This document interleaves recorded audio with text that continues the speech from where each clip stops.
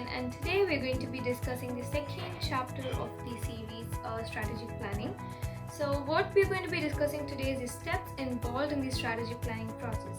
So there are mainly 5 steps involved in the strategic planning process, and these are determining your strategic position.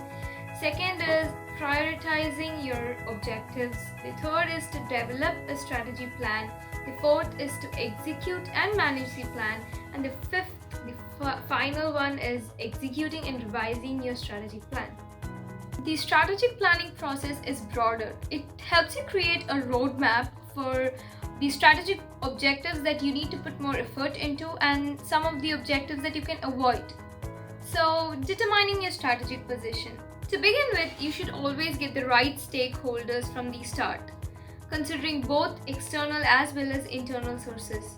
The next thing you need to keep in mind is to identify the key strategic issues by discussing it with your employees or executives of your company, pulling in customer insights, and then collecting marketing data of your company so that you get a clear picture of your position in the market as well as in the minds of the customers.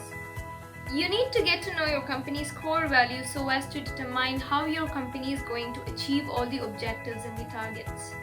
To get started with understanding your strategic position, you need to collect industry and market data along with the customer insights and current or future demands to address the issues. So document your company's internal strengths along with the external opportunities and threats. As a framework for initial analysis, you can use the SWOT diagram. By getting information from your executives, from the customers, from your external market data, you can quickly categorize everything, all your findings as the strength, weakness, opportunities, and threats to, get to know your current position. As an alternative to SWOT analysis, you can also use the PEST analysis, that stands for political, economical, socio-cultural, and technological. So often these objectives are based on time frame. So these are usually set to a 4 years to 5 years time horizon. So make sure you achieve all these objectives by then. So once we have identified our current position in the market, it is time to determine our objectives to achieve the goals of the company. So these objectives should be in line with the company's mission and vision. Make sure the objectives are distinct and measurable so as to help you reach your long-term strategic goals and initiatives as mentioned in step 1. Moving to the third step of strategic planning process, it's time to create a strategic plan to reach the goals. So this step requires the tactics to achieve the objectives and designating a timeline and a clear communication of responsibilities. So once you have the plan in your hand, it's time for you to implement it. So this takes us to the fourth step of our strategic planning process. First of all, you need to communicate this plan to your entire organization by sharing the relevant documentation. Then the actual work begins. So it's time to turn your broader strategy to a concrete plan by mapping the processes. Use KPI dashboards to communicate the team responsibilities.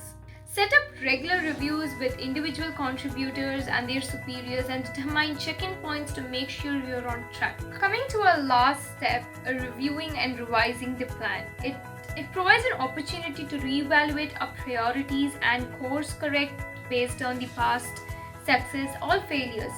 On a quarterly basis, it is always important to determine which KPIs or key performance indicators, as I mentioned before, the team has already met and how to continue meeting them and adapting the plan as necessary. So track your progress using balanced scorecards that will provide you a comprehensive understanding of your business's performance and execute the strategic goals. Over time, you will want to change your mission and vision, but that's always better on an annual basis that you change your mission and vision and you create a new plan and execute it as well.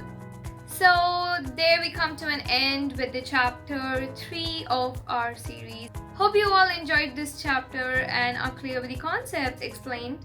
With that, we come to the end of our series. Hope you all understood very well on what is strategic planning, what are the steps involved in doing so, and what are the advantages and disadvantages of the strategic planning process. Hope it helps you guys. This is Haripriya. Take care. Bye-bye.